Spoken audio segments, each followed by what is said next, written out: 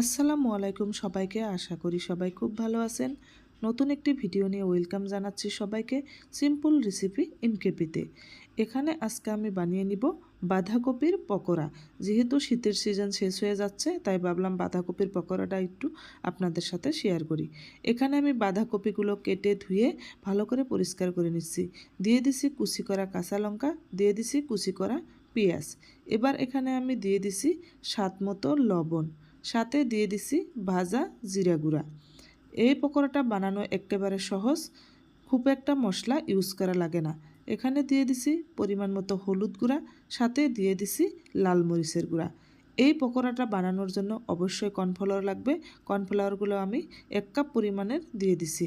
এবার আমি ভালো করে হাত দিয়ে মাখিয়ে নিচ্ছি। পকোড়াটা বানানোর জন্যে কড়াইতে আমি দিয়ে দিছি সাদা তেল। এবার আমি এই বাঁধাকপির পকোড়াটা পেঁয়াজু আকারে একটু বড় বড় সাইজ করে দিয়ে দিব। আপনারা পরিমাণ মতো তেল দিয়ে এভাবে একসঙ্গে অনেকটাই দিয়ে দিতে পারেন। এই পকোড়াটা কিন্তু সর্ষের তেল দিয়েও ভেজে খেতে পারবেন। রমজান মাস প্রায় শেষ হয়ে আসছে, নিশ্চয়ই একদিন বাঁধাকপির এভাবে পকোড়াটা বানিয়ে নেবেন। দেখুন এক সাইড হয়ে গেছে, আমি আস্তে করে আরেক সাইড উল্টিয়ে দিছি। লাল লাল হওয়া পর্যন্ত আমি চুলার আঁচ লো ফ্লেমে রেখে ভালো করে ভেজে নিব।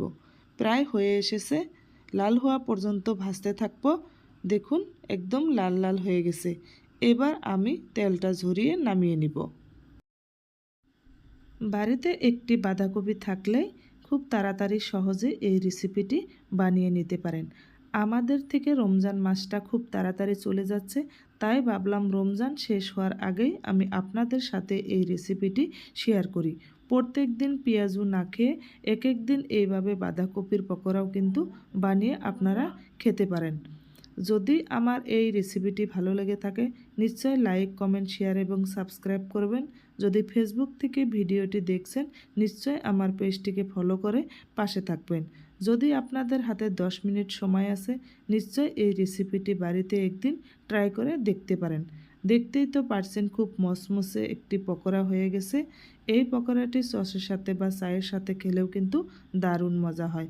খুব সুন্দর একটি রেসিপি আপনাদের সাথে শেয়ার করলাম। ভালো লাগলে নিশ্চয়ই ভিডিওটি শেয়ার করে দিবেন।